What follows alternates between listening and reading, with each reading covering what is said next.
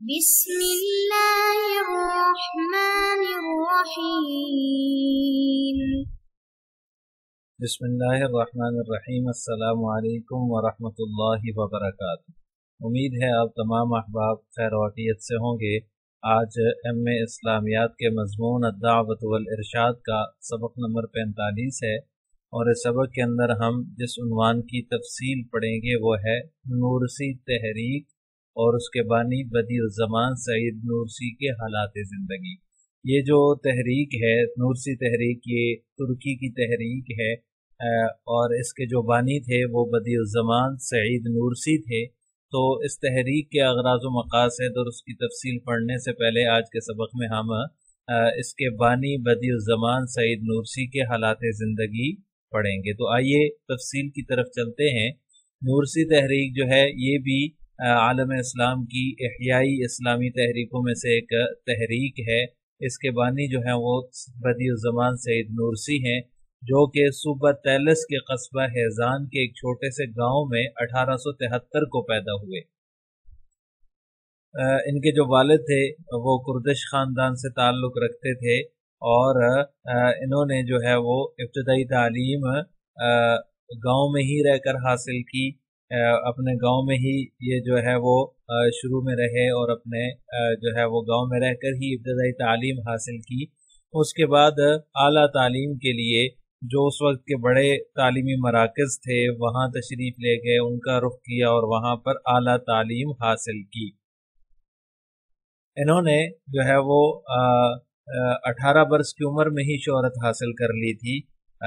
مشہور علماء میں ان کا شمار ہونے لگا 18 برس کے ہوئے جب، تو اس وقت ہی علماء مشہور کے اندر ان کا شمار ہونے لگا۔ قرآن کریم، حدیث، فقہ، تاریخ، فلسفہ، جغرافیہ وغیرہ جو ہے اس میں انہوں نے مہارت حاصل کر لی تھی۔ جتنے بھی علوم و فنون ہیں اس میں ان کو بڑی مہارت حاصل تھی۔ ان کے حافظے کا یہ عالم تھا کہ کئی کتابیں انہیں زبانی یاد تھی۔ اس کے علاوہ جذبہ جہاد سے بھی یہ سرشار تھے، جذبہ جہاد بھی ان کے اندر کوٹ کوٹ کے بھرا ہوا تھا، اور زندگی جو ان کی تھی، جو ان کا رہن سہن تھا وہ بالکل سادہ تھا لیکن منظم تھی۔ زندگی مشتبہ چیزوں سے بھی بچا کرتے تھے۔ جب بھی کوئی مسئلہ درپیش آتا تو شریعت کی طرف جو ہے وہ رجوع کیا کرتے تھے۔ تو یہ سعید الزمان بعید الزمان سعید نورسی جو ہیں، ان پر جو ہے وہ مشکل حالات بھی آئے ہیں، اور انہوں نے جو ہے وہ جو غیر اسلامی تحریکیں تھیں ان کا بھی مقابلہ کیا ہے، اور قرآن و سنت کے احیاء کی بھرپور کوشش کی ہے۔ 1908 میں سلطان عبدالحمید کی معزولے کے بعد ایک تنظیم وجود میں آئی جس کا نام جمعیت الاتحاد و ترقی تھا۔ تو اس کے مقابلے میں انہوں نے اپنی ایک تنظیم قائم کی جس کا نام الاتحادی المحمدی تھا، اور یہ اس کے مقابلے میں جو ہے انہوں نے یہ تنظیم قائم کی۔ وہ تنظیم چونکہ ایک غیر اسلامی تنظیم تھی اور اسلام کا نام تو استعمال کر رہی تھی، لیکن اسلام کے جو معتقدات ہیں یا جو بنیادی جو اسلام کی تعلیمات ہیں ان سے انحراف اس کے اندر پایا جاتا تھا، اس لیے انہوں نے جو ہے وہ اس کے مقابلے میں ایک تنظیم کی بنیاد رکھی۔ اس تنظیم نے بہت جلد ترقی کر لی، اور اس کی ترقی کی وجہ سے ان کو جو ہے وہ گرفتار کر لیا گیا، کیونکہ انہوں نے اس کے مقابلے میں جو ہے وہ تنظیم بنائی تھی۔ جب ان کو گرفتار کر لیا، عدالت میں ان کو پیش کیا گیا، تو ان کے جتنے ساتھی تھے ان کو تو پھانسی دے دی گئی، اور تاکہ ان کو ڈرایا جا سکے اور ان کو ان کے عزائم سے باز رکھا جا سکے۔ لیکن انہوں نے جو ہے وہ بڑی جرأت مندانہ انداز میں عدالت کے سامنے اپنا بیان دیا اور کہا کہ اگر مجھے 1000 بار بھی زندگی ملے اور مجھے اسلامی حقائق میں سے کسی ایک حقیقت کے تحفظ کی خاطر جان دینی پڑے تو اس میں بھی مجھے کوئی تردد نہیں ہوگا۔ میں ملت اسلامیہ کے علاوہ اور کسی چیز کو تسلیم نہیں کرتا۔ جیل کے سامنے کھڑا یہ جو گاڑی کھڑی ہے، اس گاڑی کا مجھے انتظار ہے جو مجھے آخر تک لے جائے گی۔ میں نہایت شوق سے آخرت کے سفر پر روانہ ہونے کے لیے تیار ہوں، اور مجھے پھانسی سے کوئی ڈر نہیں ہے، مجھے بھی پھانسی دے دو۔ میری جو ہے وہ جو تم یہ چاہتے ہو کہ میں اپنے عزائم سے باز آ جاؤں تو میں اپنے عزائم سے باز نہیں آؤں گا۔ تو پھر ان کے لیے جو ہے وہ جلا وطنی کی سزا تجویز ہوئی اور پھر ان کو جلا وطن کر دیا گیا، اور جلد ہی ان کو رہا بھی کر دیا گیا اور پھر یہ جلا وطن ہو گئے۔ مصطفیٰ کمال پاشا نے جب خلافت کا جو ہے وہ خاتمے کا اعلان کیا، مصطفیٰ کمال اتا ترک جو ہیں انہوں نے جب خاتمے کا اعلان کیا خلافت کے، تو سیکولر حکومت کے قیام کا اعلان ہوا، تو اس کے سب سے بڑے مخالف بھی یہ سعید نورسی تھے، بدیع الزمان سعید نورسی تھے، سب سے بڑے مخالف تھے۔ انہوں نے جو ہے وہ ان کو دعوت دی تھی، جو ان کی تقریب تھی اس میں دعوت دی تھی، اور جب یہ جو ہے وہ اس تقریب میں پہنچے تو دیکھا تو ان کا جو طور طریقہ ہے وہ بالکل غیر اسلامی ہے، تو دل برداشتہ ہو کر تقریب میں شرکت نہیں کی، وہیں سے واپس ہو گئے، اور واپس آ کر انہوں نے جو ہے وہ ایک 10 نکاتی ایجنڈا جاری کیا، اتا ترک کے خلاف جو ہے وہ 10 نکاتی ایجنڈا جاری کیا۔ اس 10 نکاتی ایجنڈے کا لوگوں پر بہت ہی گہرا اثر ہوا، اور انہوں نے جو ہے وہ جو کمال اتا ترک تھا اس نے جو ہے وہ ان کے خلاف پھر سازشیں شروع کر دی، اور ان کو جو ہے وہ ڈرانا دھمکانا شروع کر دیا۔ یہ 10 نکاتی ایجنڈا کیا تھا؟ اس میں بنیادی اسلام کی تعلیمات تھیں، دین پر ثابت قدم رہنا اور نماز ادا کرنا، یہ چیزیں، ان چیزوں پر جو ہے وہ انہوں نے زور دیا، اور اسلامی طرز زندگی کو اپنانے پر زور دیا۔ اس طرح سے جو ہے وہ اتا ترک ان کے خلاف ہوا، اور پھر اس نے بھی ان کے خلاف جو ہے وہ سازشیں کی۔ انہوں نے استنبول سے مشرقی ترکی کے علاقے وان میں جانے کا قصد کر لیا، کیونکہ یہاں استنبول میں ان کے لیے جو ہے وہ مشکلات تھیں، تو وہاں جو ہے ان کے عقیدت مند جو تھے وہ بڑی تعداد میں وہاں پر رہ رہے تھے، تو اس لیے انہوں نے اس علاقے میں جانے کا قصد کر لیا، اور وہاں جا کر انہوں نے گوشہ نشینی اختیار کر لی۔ اور پھر وہاں سے ایک دفعہ انہوں نے شام کا سفر بھی کیا، شام جانے کا قصد کیا۔ شام جب پہنچے تو وہاں انہوں نے جو شام کی جامع مسجد اموی تھی وہاں انہوں نے جو ہے وہ خطاب کیا، تاریخی خطبہ ارشاد فرمایا، جس میں امت کی زبوں حالی کی وجہ 6 بیماریوں کو قرار دیا، یعنی کہ وہاں انہوں نے جا کر ایک تاریخی خطبہ ارشاد فرمایا، اور اس میں جو امت کی زبوں حالی ہے، جو امت کی پستی ہے، اس کی وجہ جو ہے وہ 6 بیماریوں کو قرار دیا کہ امت کے اندر یہ 6 بیماریاں جو ہے وہ سرایت کر گئی ہیں، جن کی وجہ سے امت جو ہے وہ زبوں حالی کا شکار ہے۔ پہلی بیماری جو انہوں نے بتائی وہ یہ ہے کہ ہمارے اندر یاس اور نا امیدی جنم لے چکی ہے، ہم نا امید ہو چکے ہیں، ہم سسٹم سے نا امید ہیں، ہم اپنے آپ سے نا امید ہیں، ہم جو ہے وہ دین سے نا امید ہو چکے ہیں۔ یہ زبوحالی کی سب سے پہلی بڑی وجہ ہے، اور اس بیماری میں مبتلا ہونے کی وجہ سے مسلمان جو ہے وہ پستی کا شکار ہیں۔ تو امت کی زبوحالی کی جو دیگر وجوہات ہو سکتی ہیں، تو ان میں سے سب سے پہلی جو ہے وہ نا امیدی ہے۔ اسی طرح صدق اور اخلاص کا فقدان ہے، امت کے اندر، مسلمانوں کے اندر سچائی نہیں رہی، مسلمانوں کے اندر اخلاص نہیں رہا، جس کی وجہ سے جو ہے وہ کوئی بھی کام جو ہے وہ اخلاص کے ساتھ نہ کرنے کی وجہ سے، چاہے وہ دینی معاملات ہوں، چاہے وہ معاشرتی معاملات ہوں، تو اس میں اخلاص اور سچائی نہیں رہی، صدق نہیں رہا، اس وجہ سے امت جو ہے وہ زبوحالی کا شکار ہے۔